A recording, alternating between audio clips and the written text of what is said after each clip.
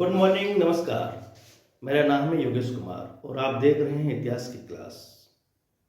आप किसी प्रतियोगी परीक्षा के परीक्षार्थी हैं या इतिहास आपका सब्जेक्ट है तो यह क्लास आपके लिए है। यह क्लास एनसीईआरटी सिलेबस पर आधारित है और किसी भी प्रतियोगी परीक्षार्थी के लिए फाउंडेशन तैयार करने के लिए मददगार साबित होगी। आज की इस क्लास में हम बात करेंगे ब्रिटेन की क्रांति की। तो सेशन शुरू करें इससे पहले पेपर पेन निकाल लीजिए और दुनिया का मानचित्र सामने रख लीजिए। आप पूछ सकते हैं कि दुनिया का मानचित्र क्यों? तो हम आपको बता दें, अगर आपको भूगोल की समझ नहीं है तो ना तो आप इतिहास समझ सकते हैं और ना ही पॉलिटिकल साइंस। दुनिया में जिस देश की हम चर्चा कर रहे हैं वो कहाँ पर स्थित है, उसकी स्थिति क्या है, यह जब तक हम नहीं जानते हैं हम उसको ठीक से नहीं समझ सकते हैं। तो ब्रिटेन की क्रांति पर बात करें इससे पहले जरूरी है यह समझ लें कि दुनिया के नक्शे में ये ब्रिटेन कहाँ मौजूद है। तो चलिए चलते हैं नक्शे की तरफ और यह रहा स्क्रीन पर विश्व का नक्शा। आपकी स्क्रीन पर यह रहा विश्व का नक्शा और यह देख रहे हैं आप अपना प्यारा भारत। भारत से पश्चिम की तरफ थोड़ा हम चलते हैं तो अफगानिस्तान, ईरान, टर्की को पार करते हुए एक हिस्सा आता है और यही हिस्सा है यूरोप। इस यूरोप में ये जो छोटा सा देश आपको दिखाई दे रहा है यही है Britain, great Britain, United kingdom. ये आइलैंड है। अब आप पूछेंगे आइलैंड क्या होता है?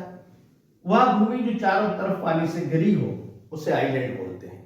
आप देख रहे हैं ब्रिटेन के चारों तरफ पानी है। मैं चाहूंगा कि इस हिस्से को थोड़ा सा जूम किया जाए ताकि ठीक से आप इसको समझ सकें। तो मानचित्र पर यह हिस्सा जो आप देख रहे हैं यह ग्रेट ब्रिटेन है। थोड़ी सी चीज समझ लेने की है यहाँ पर। ये जो भाई साहब हैं वो मानचित्र में आपको छोटे दिखाई दे रहे हैं, मगर इनकी औकात दुनिया में कभी ऐसी रहा करती थी कि इनके साम्राज्य के बारे में कहा जाता था कि इनके साम्राज्य में कभी सूरज नहीं डूबता है। इसका अर्थ क्या हुआ? इसका अर्थ यह हुआ कि एक समय यह था जब ब्रिटेन पूरी दुनिया पर राज करता था। हम सच्चे मायनों में जिन्हें चक्रवर्ती कहते हैं वो यही हुआ करते थे। पूरी दुनिया के 65 देशों पर इनका साम्राज्य था। इन बड़े भाई साहब ने हमारे ऊपर 200 साल तक शासन किया था। कौन सी दुनिया में ऐसी जगह थी जहां यह मौजूद नहीं थे? अमेरिका, कनाडा, ऑस्ट्रेलिया, न्यूजीलैंड, चीन, अफ्रीका, दक्षिण अमेरिका, कैरेबियन सागर, सब जगह इनकी मौजूदगी थी। इसलिए इनको छोटा नहीं मानना आप, ये बड़े वाले हैं। तो आप मैं समझ गए होंगे कि मैं क्या कहना चाहता हूं।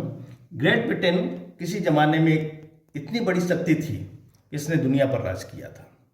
तो इसी ग्रेट ब्रिटेन के एक गौरवशाली इतिहास, गौरवशाली ब्रिटेन की गौरवशाली क्रांति, ग्लोरियस रिवॉल्यूशन ऑफ ब्रिटेन 1688 के बारे में आज हम चर्चा करेंगे।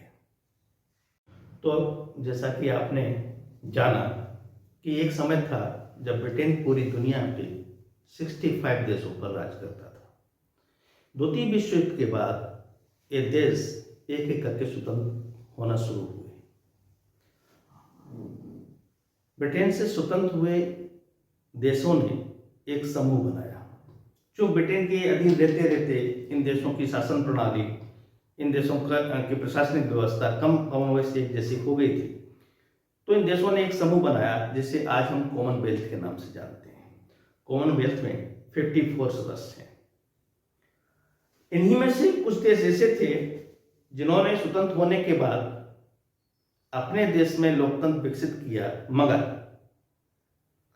ब्रिटेन की महारानी को ही अपने देश का संप्रभु बना के रखा, सोवेनियर बना के रखा। इसका मतलब क्या हुआ?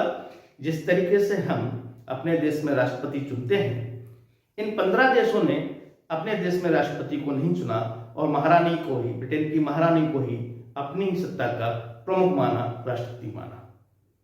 हालांकि अभी हाल में ही इन्हीं में से एक देश बारबाडोस ने इससे मुक्ति पाली है और मुक्ति पाने की घोषणा कर दी है और 30 नवंबर को बाकायदा बारबाडोस अपना राष्ट्रपति चुन लेगा और महारानी एलिजाबेथ को अपना इस देश की संप्रभु नहीं लेंगी। मगर इसके बाद भी 14 देश पूरी दुनिया में अभी भी ऐसे हैं जो ब्रिटेन की महारानी को ही अपने देश का प्रमुख मानते हैं।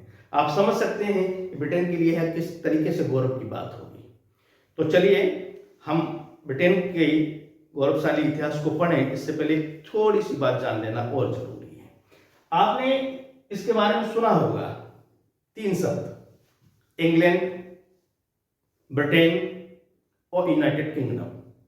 क्या यह तीनों शब्द एक ही हैं या इनमें कोई अंतर है? इसे और समझ लेना जरूरी है।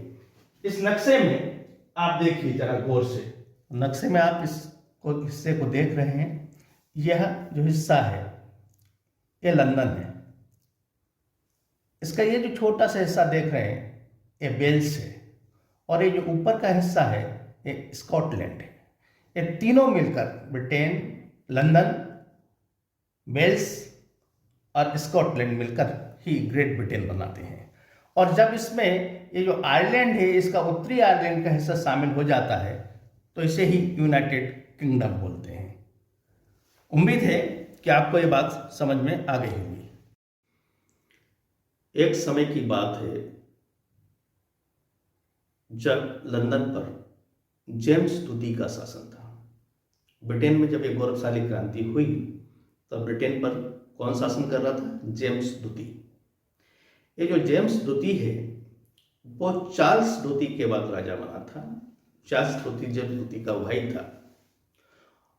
चार्ल्स द्वितीय के शासन काल में और इससे भी पहले थोड़ा हम समझ लेना चाहते हैं ताकि हम इस सब्जेक्ट से जुड़ सकें अच्छी तरीके से। चार्ल्स द्वितीय का जो पिता था जेम्स प्रथम, उसके समय में ब्रिटेन में गृह युद्ध हुआ। दरअसल जेम्स प्रथम जो व्यक्ति था वो थोड़ा सा स्वेच्छाचारी था और उसकी अपनी ही संसद से बनती नहीं थी। इस कारण कैंपबेल के नेतृत्व में चार्ल्स प्रथम के खिलाफ विद्रोह हो गया। चार्ल्स प्रथम को बंदी बना लिया गया, उस पर मुकदमा चला और उसको मृत्युदंड दिया गया। इसके बाद ब्रिटेन में काफी उथल पुथल रही और चार्ल्स द्वितीय को राजा बनाया गया। चार्ल्स द्वितीय की भी अपनी संसद से नहीं बनती थी और कैंपबेल ने इसके खिलाफ विद्रोह कर दिया, इसको हरा दिया, तो इसे भाग जाना पड़ा और ये फ्रांस भाग गया। फ्रांस में, स्पेन में इसने करीब 9 साल बिताए। इसी बीच में कैंपबेल की मृत्यु हो गई और चार्ल्स द्वितीय को ब्रिटेन के लोगों ने वापस बुलाया और उसे राजा बना दिया। मगर इस सब के बावजूद भी एक बात हुई। चार्ल्स द्वितीय का फ्रांस के राजा लुई 14वें से दोस्ती थी। दोस्ती क्या कहें, दरअसल लुई 14वां जो था उसका फुफेरा भाई था और फ्रांस के जो राजा थे वो कैथोलिक धर्म के थे और ब्रिटेन जो था वो प्रोटेस्टेंट था। अब आप कहेंगे ये प्रोटेस्टेंट कैथोलिक क्या होता है, तो इसको भी थोड़ा सा समझ लेते हैं। हम विषय की गहराई में नहीं जाएंगे, बहुत लंबा हो जाएगा वीडियो। असल में ईसाई धर्म में 2 मत हैं, कैथोलिक और प्रोटेस्टेंट। और प्रोटेस्टेंट जो हैं वो बाइबल पर ही यकीन करते हैं, इसके अलावा वो पोप की सत्ता को बहुत ज़्यादा नहीं मानते हैं और चमत्कारिक कथाओं पर यकीन नहीं करते हैं। वो बहुत शुद्धतावादी कहे जाते हैं। और कैथोलिक जो होते हैं, कैथोलिक जो लोग थे वो रोम के पादरी को ही, वेटिकन सिटी के पादरी को ही अपना प्रमुख मानते हैं और कुछ चमत्कारिक कथाओं पर भी यकीन करते हैं। तो दोनों मत में भिन्नता थी और लंदन में जो प्रोटेस्टेंट थे वो एंग्लिकवादी थे। अब आप समझ लीजिए, इस बात को बड़ी गहराई से समझने की जरूरत है कि दुनिया में जो झगड़े होते हैं, आप दुनिया के इतिहास में जब पढ़ेंगे आगे, तो दुनिया में हो या परिवार में हो, घर में हो, लड़ाई के झगड़ों के 3 ही मुद्दे रहते हैं, जर, जोरू, जमीन। जर मतलब वेल्थ, जोरू मतलब पत्नी, वाइफ, और जमीन यानी लैंड। मगर ब्रिटेन की क्रांति में जो झगड़ा था वो बिल्कुल ही अलग किस्म का था। वो जो झगड़ा था वो धर्म पर आधारित था। प्रोटेस्टेंट और कैथोलिक के बीच में जो संघर्ष चल रहा था यह उसी से जुड़ी हुई कुछ कथा थी। तो हम फिर लौटते हैं चार्ल्स द्वितीय की तरफ। तो चार्ल्स द्वितीय की फ्रांस के राजा से दोस्ती होने के कारण इसने कैथोलिक धर्म स्वीकार कर लिया था। चुपचाप ही स्वीकार किया था। ब्रिटेन की जनता को धीरे से यह बात पता चली तो थोड़ा नाराजगी हुई, मगर इसने कह दिया कि नहीं, ऐसा कोई बात नहीं है। फिर यह राजा बना रहा। इसी बीच में एक बार संकट और पैदा हुआ। इसका भाई जो था जेम्स द्वितीय, जो गौरवशाली क्रांति के समय ब्रिटेन का राजा था, उसके वो arc of Duke of arc था उस समय। उसके बारे में पता चला कि इसने कैथोलिक धर्म स्वीकार कर लिया है, तो लोगों को काफी नाराजगी हुई। इसी बीच में चार्ल्स द्वितीय की मौत हो गई और 1685 में जेम्स द्वितीय को राजा बनाया गया। अब हम आते हैं अपने पूरे मूल मुद्दे पर। यहीं से शुरू होती है ब्रिटेन की गौरवशाली क्रांति की पृष्ठभूमि। अगर थोड़ा समझते हैं, देखिए जेम्स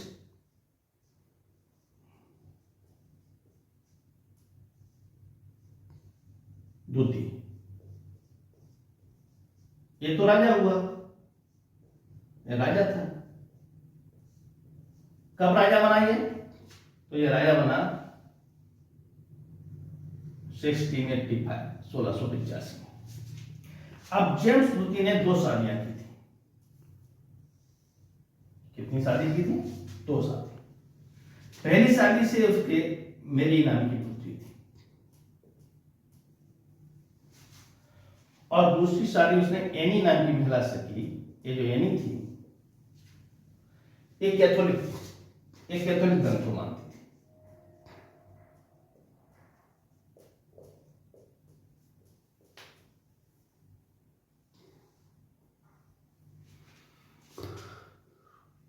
एनी की कोई संतान नहीं थी।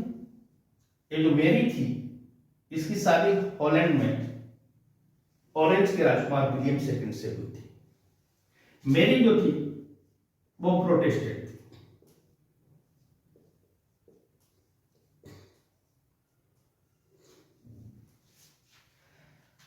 चूंकि एनी की कोई संतान नहीं थी तो ब्रिटेन की जनता को यह लगता था कि जेम्स द्वितीय के बाद ही मेरी ही रानी बनेगी, इसलिए वो जेम्स द्वितीय के अत्याचारों को थोड़ा सहन करते रहते थे। जेम्स द्वितीय थोड़ा तानाशाह किस्म का राजा था। खैर बात चलती रही, मगर जेम्स द्वितीय अपनी हरकतों से बाज नहीं आया और उसने ब्रिटेन में कैथोलिक धर्म को बढ़ावा देना शुरू कर दिया। कुछ घटनाएं हैं जिन पर हम चर्चा करेंगे और जिन्हें आपको याद रखना जरूरी होगा। मगर संक्षेप में भी इतना समझ लीजिए कि 1688 में एनी के एक पुत्र पैदा हुआ।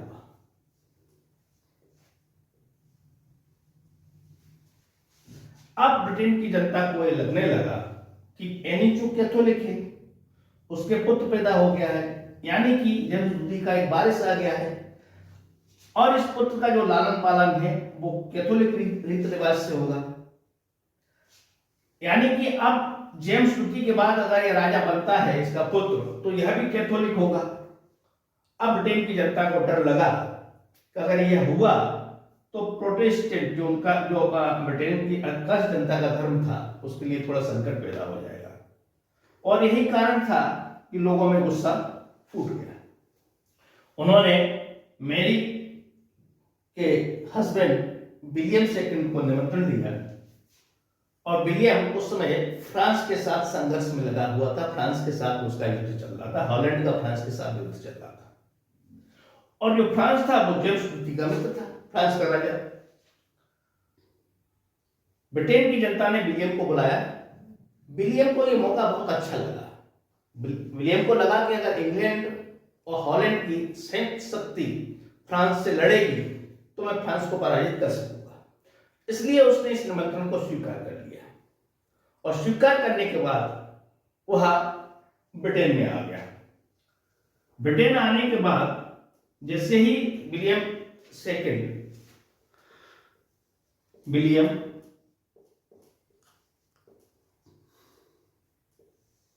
सेकंड ब्रिटेन पहुंचा। जेम्स द्वितीय ने अपनी सेना के साथ उसका मुकाबला करने का प्रयास किया, मगर इसका जो सेनापति था जेम्स द्वितीय का, वो विलियम से जाके मिल गया। ऐसी स्थिति में जेम्स द्वितीय ब्रिटेन छोड़कर फ्रांस भाग गया और इस तरीके से विलियम और मैरी को ब्रिटेन की जनता ने ब्रिटेन का नया राजा नियुक्त किया। इस तरीके से देखा जाए तो ब्रिटेन की क्रांति का अंत हुआ, मगर इसके बड़े सुखद परिणाम निकले थे। वो सुखद परिणाम क्या थे? वो सुखद परिणाम यह थे कि ये जो जेम्स द्वितीय था, जब ये राजा था तो ब्रिटेन में मोनार्की थी। ये मोनार्की क्या होती है? मोनार्की यानी राजसत्ता थी, निरंकुश राजसत्ता थी। मगर विलियम और मैरी को राजा बनाते हुए ब्रिटेन की जनता ने एक संधि पत्र तैयार किया था, जिसके अनुसार यह तय किया गया था, जिसको बिल ऑफ राइट कहते हैं। उसके अनुसार तय किया गया था कि संसद ही प्रमुख होगी। तो इस तरीके से जो को मोनार्की हुई, को मोनार्की क्यों हुई? क्योंकि मैरी और विलियम दोनों को मिलाकर राजा बनाया गया था। तो ये को मोनार्की जो बनी,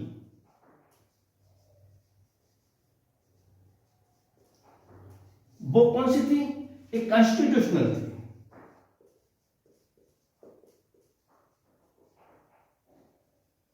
यानी अब संसद का राजा पर नियंत्रण था।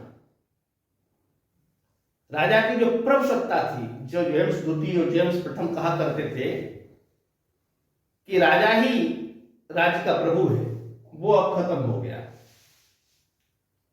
दूसरी बात जो हुई, वो जनता को फ्रीडम ऑफ स्पीच मिली, बोलने की स्वतंत्रता मिली।